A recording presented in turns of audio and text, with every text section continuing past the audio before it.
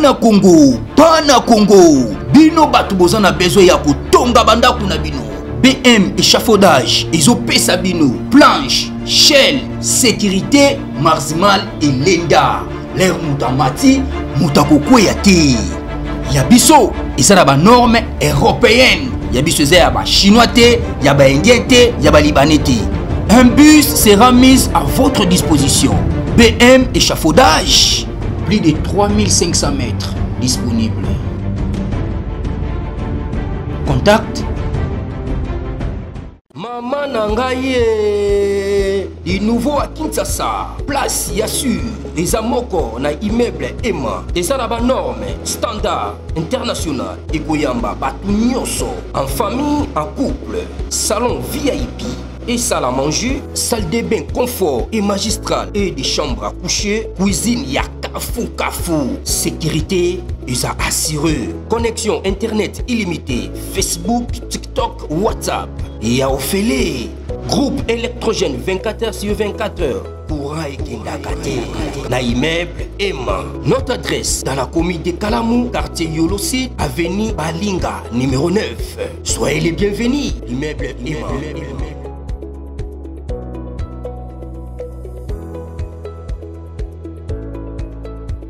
Bote bande kobalandi ya magazine de projet Christian Chevaux biskanoso bozuli baku ya kolanda biso mokolo ya lelo. Nous sommes aujourd'hui samedi le 30 août 2021. Bienvenue à ce nouveau numéro. En tout cas, bakateze belé la semaine. Bobi samedi tout ça un peu moi toujours un mois sima. Rétro pour nous la bakateze belé ba saisir biso bien té pendant la semaine. Alors tout zonge la actualité. Nan de Konanga, Frédéric Oyo, chaque fois ça va dans la liste naïe. Alors, quand je pendant la semaine, mais tu ramasser l'essentiel. Dossier à Liboso avec des côtes autres, dossier à Tabombeki,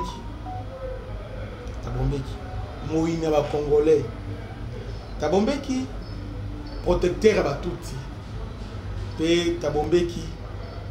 Nous avons ça qui est Rwandais de la nationalité congolaise.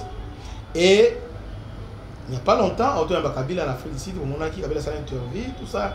Après ça, il y a Motabombe qui a lobby.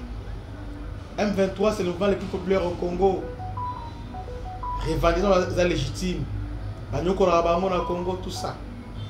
Au Congo, nous avons plusieurs ethnies.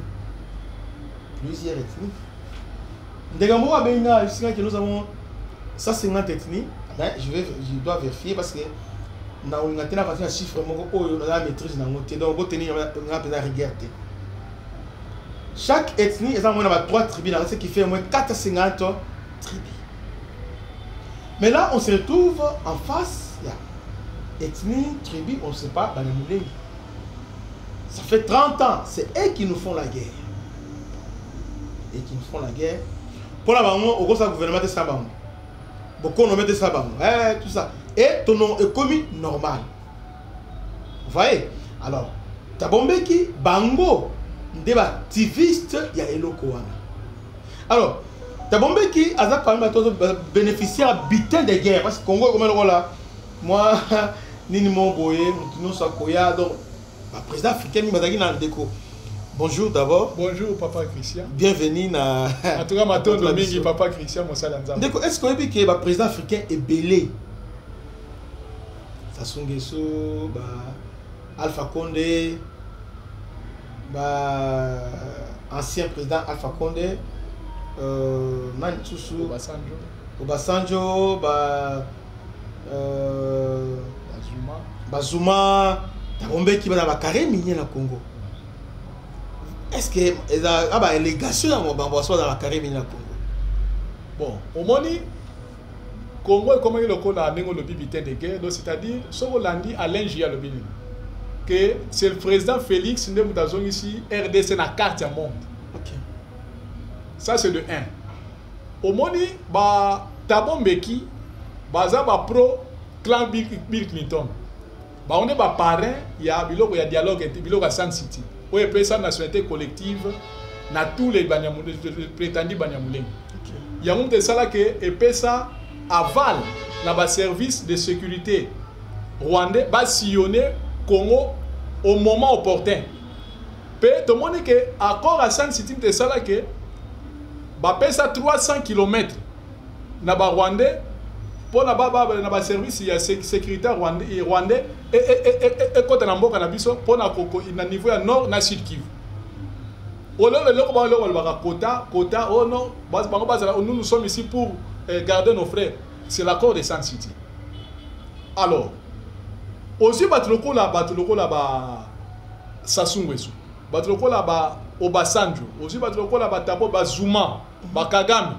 Ce sont des gens qui avaient des carrés miniers ici au Congo. Alors, aussi des entreprises américaines, firmes américaines au Cobalt Metal, et ce que je suis en Manon pour l'exploitation et la lithium. Okay. Ça appartenait, nous sommes sur le sol congolais, ça appartenait à Thabo Mbeki. Là, nous sommes la province de Tanganyika. La province de Tanganyika, ça appartenait à Thabo Mbeki. Il y a un moment qui est chantage, il y a Thabo Mbeki que népotisme, il y a Félix, il y a président Félix, tribalisme, tu sais qu'il travaille rien qu'avec ses frères Luba. C'est ça le langage qu'il utilise aussi Bissim. Nous sommes allés au Doha. À Doha, nous avons vu que il y a que l'ethnie de Tshisekedi qui dialoguait avec nous, qui discutait avec nous. Alors que c'était faux. Oh, que c'était faux et archi faux. C'est ça l'argumentaire qu'ils ont des noms. Mais maintenant, Bissim, pourquoi ils sont à l'aise quand ils disent au Congo il y a le tribalisme alors qu'en face, dans Rwanda, il n'y a que 3 tribus. Mais autant il y a l'armée, l'administration, il n'y a que de tout ce qui règne là-bas. Pourquoi là, même Zuma et moi, il y a mon côté, parce que là-bas au Rwanda, il y a là-bas ministres, il y a là-bas généraux, autres sont de la c'est de tout. Même si au Kenya, même en Ouganda, on critique tout ce monde qui gère au bazar pas poste stratégique en Ouganda. Il n'y a que des Banyakod. Vous voyez, c'est-à-dire que les Banyakod. Maintenant, chez la manipulation. La tribu de Museveni. Voilà. Il y a que les Banyakod qui gèrent des postes stratégiques en Ouganda. Donc ce n'est pas un péché là-bas. Ceux qui comme ils sont tribalistes, il y a que le népotisme. Là, ce sont des choses pour utiliser Nyarugabo. En fait, elle va pour manipuler les Congolais. Voilà. Hein? Petit peuple, les Congolais, sont tribalisme, Yambi, dans la raison. Voilà. Donc, ces gens-là savent comment attirer sympathie à les Congolais. Voilà. Mais en réalité, le tribalisme sont des Rwandais. Voilà. Rwandais. Et puis, tribalisme, autre tribalisme, na Kasa ezalaka te, na Katanga ezalaka te, kende na est. Bien, tout na bato basala na est, ba côté. Au moins le tribalisme. Donc, ozu musala na mboka mo songolo pakala, mais tellement aux natifs en mboka na te, au sala te. Il y a tribalisme à Makasi na Congo.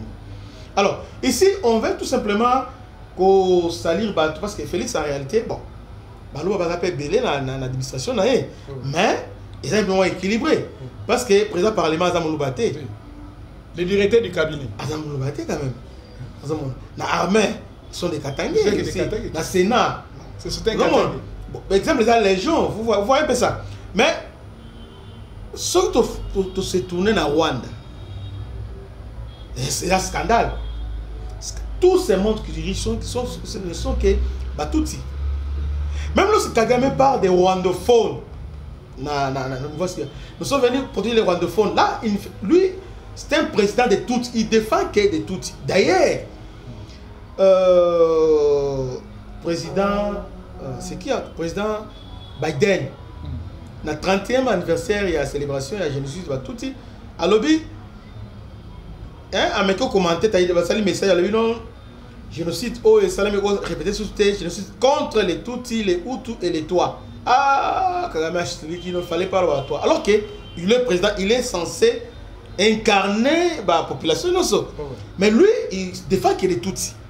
Et aussi à l'est, au moment que quand il entre au Congo, il est en train de décimer les Hutus pour planter les Tutsis. Donc c'est lui le tribaliste. Là, les Congolais ne voient pas ça. Donc, gère mon chez nous. Bon, prenons dans l'ensemble, tribu, on vit en harmonie. Mais au Rwanda, ils sont étoiles.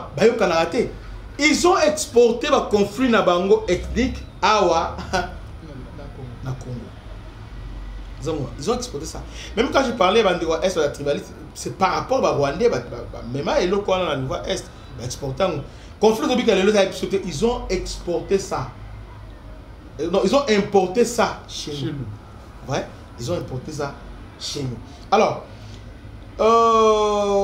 Tomoni Vital Kamerhe, aux années, première personnalité, bon, président Assemblée nationale. Tabombe qui n'a pas invitation à inviter Kamerhe, a invité Fayoulou et les autres. Il a invité aussi Eberand. Eberand, tout ça. Derrière ça, idée maîtrise d'Anini, Alliance Salanini, cette idée bien, et l'on y a je ne comprends pas. Vous savez, pour Thabo Mbeki, ils ont peur. Parce que, Tshisekedi vient de récupérer 800 titres miniers. Ok. 800. Donc, parce y compris, parce que on est surtout à Thabo Mbeki, les 600. 600. Il y a Hippolyte Kanambe. Et les 200, il y a qui départagé dans d'autres présidents, Kagame, les Zuma, tout ça. 800 titres miniers. Parce que on a des Oyo, détails beaucoup plus. Autant d'interviews, il y a Youmana Alain Foucault qui donnait tous ces détails. Okay. Alors, maintenant, on va sentir qu'ils sont perdants. Même le gouvernement sud-africain a interdit à la fondation Thabo Mbeki d'organiser une telle action. Mais Zuma, Thabo Mbeki a dit non, on m'a sollicité tout ça. Il a créé donc une démagogie. Alors, Vital Kamerhe, comme il a été toujours rusé, comme c'est un pion de l'Union européenne, parce que les Européens, ils ont organisé une conférence en octobre. En octobre, sur la paix, tout ça. Sur la paix et la stabilité pour la RDC. On a août, RDC a boycotté. C'est comme en octobre. Voilà. Maintenant, Vital Kamerhe, comme il a des affinités avec la France et l'Union européenne, Tomoni, Basali Biso GA, on a INC.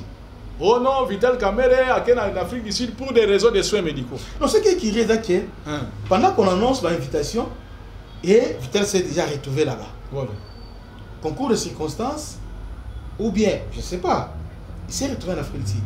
Confusion.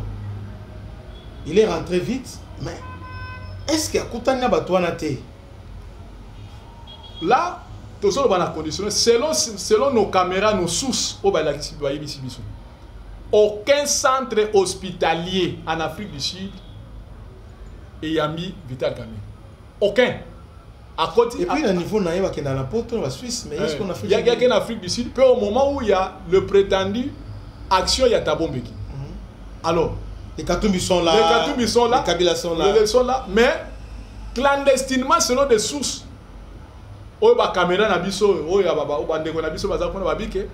il s'est vu avec Thabo Mbeki clandestinement. Donc, Azaki n'a pas missionné clandestine. Il y a un congrès, il y a sacré à la Téchar, peut-être pour trace. Là, c'est pour brouiller les pistes. Mais ça. Il vient de là. Parce que Kamerhe a un rôle. Azan est là comment ils ont préparé. Que Azan a créé diversion, il a créé diversion en 2009. Parce qu'il a des aspirations, parce qu'on lui a donné des assurances. La dernière voyage en Europe, pour la candidat unique et opposition pour la 2028. C'est ça les aspirations, selon certaines sources auto-apprendre. Que je peux inverser la situation, soutenez-moi. Même il y avoir même un budget adopté pour la soutien. Donc, c'est pour cela que nous avons attiré attention, l'autorité morale à l'Union sacrée. Même conférence de présidents de l'Union sacrée, base à la très attention avec Vital Kamerhe parce que diversion créée qui n'a Kabila en 2009. Il va le créer bientôt là. Parce que pour Nabango, parce que dans le couloir, il y a INC, ils le disent clair, nous allons prendre le pouvoir en 2028. Alors, Biloko, donc, Vital Kamerhe, on nous a appris qu'il s'est vu avec Bourreau, Thabo Mbeki Kabila, Bakutanaki en clandestinité. Donc, Vital Kamerhe, pendant que nous parlons, Aza au Congo, a participé à congrès l'Union sacrée. Il est là, Jean-Pierre et les autres, pendant que je vous parle, le congrès est d'ailleurs en cours déjà. Isali, il est là, parmi nous, mais on a dit communiquer, belé, 7 sur 7, Oyazali, Oyazali, Yamoulé, nous savons combien. INC, Balobi, Vital Kamerhe est à Kinshasa, mais ils n'ont pas démenti qui est à Afrique du Sud. Donc, il était là-bas. Et bien qu'il ait bon cadre de maladie, maintenant, il est maintenant à cette preuve année qu'il est là, à participer. Quand cela ne tienne, le gouvernement a refusé de participer dans la Bouzo Banango et que Simba et que Tikala jamais que Simba. Congolais Moko, la Mouki déjà, tout cautionné à Biloko, Biloko tout cautionné. Vous voyez? Donc, nous sommes vigilants envers tous ces politiciens. Oyo Balini toujours pour dribbler la population. Que Dieu vous bénisse, c'était votre humble serviteur, le bishop Christian. À la prochaine, ciao.